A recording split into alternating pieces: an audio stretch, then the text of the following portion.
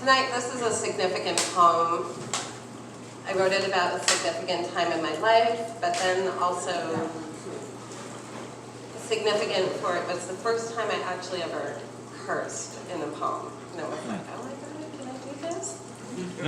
And that's the second part. The first part, the beginning, is an addendum that I just added on maybe like a year or so ago, or a little longer than that, just to go along. Anyway, this is Atlantic City.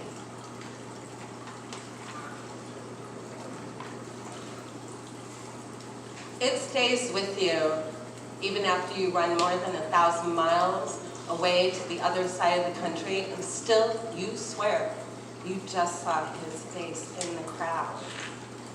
And it stays with you, and you question whether you would ever go to the cops again, because I swear for a long time it was something I would not recommend. It was 8+ hours of hell, repeating myself, alone, exhausted, left to stand commando, but I won't go any further because these lines are already too TMI. And it stays with you, deep, deep in the back of your mind. Then a hashtag becomes a movement, and you want to speak up, but mostly you just stay quiet and empathize in silence. It stays with you. So long you make the date your PIN number, and it stays with you. And then you write an ode to its memory, so you never, ever have to repeat the story. And it will always come down to whom you believe, and a he said, she said contest of wills, the public still tends to be quite naive. Of who was right, what was wrong, as many stories exist as people to tell, and every day, it seems, another version comes along. Half-assed, at best, cast between those claiming to be in the know, personal friends of us all. Like fools, they fucked for gossip and still can't get it right, but I remember way too well. It was June and the party was on that night.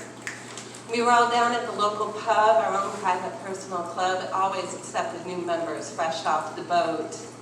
It was the beginning of another summer, another endless party till Labor Day. And I had just found my first Irish cutie. We teased, tested, and tasted the waters. Everything was fine.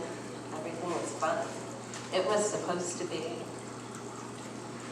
But he knows I know whose face I saw by the boardwalk light, and he knows I know whose hands I felt rubbing my skin, and he knows I know another saw him, the Irish cutie I was with, who caught a glimpse, whom I haven't seen since. And he knows I know what happened next in that tiny hostel hotel, and what happened next in the day after that as my life was dragged to hell and back. You're a slut, a bitch, and such, I cannot stay, while he became the martyr. Yeah, I heard how they shook your hand at the bar and groveled at your feet. Gall filled me because they didn't believe, but I have my friends, the allies, and truth on my side. But is it enough as I lay scarred for the rest of my life? All because I slept with some guy and that took it as some personal invite. He had no rights.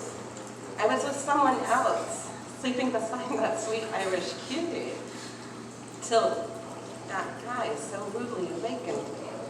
And that summer was never the same, and well, we all know it's never a pretty sight. It was supposed to be fun. It was supposed to be amazing. It was my last summer in Atlantic City. Funny, it still was.